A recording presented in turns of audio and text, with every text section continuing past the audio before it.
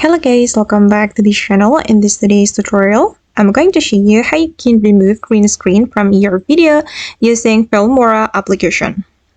Okay, let's get into it guys. I have opened my Filmora application as you can see, and I'm going to create new project, and I'm going to import green screen video from my device. I'm going to click on import and import media files.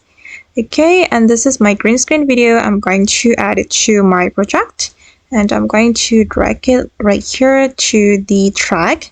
And if we want to remove the green screen of this video, we can go to the AI tools. You can click on your video and select AI tools, and you have to select chroma key. You have to activate this chroma key feature, and as you can see that the green screen has moved from my video. That's so easy, right? Okay guys, and that's how we can remove green screen from our video using Filmora application. Hope this tutorial will be useful for you. Thank you so much for watching.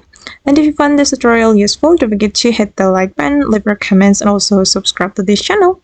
See you in the next video. Bye!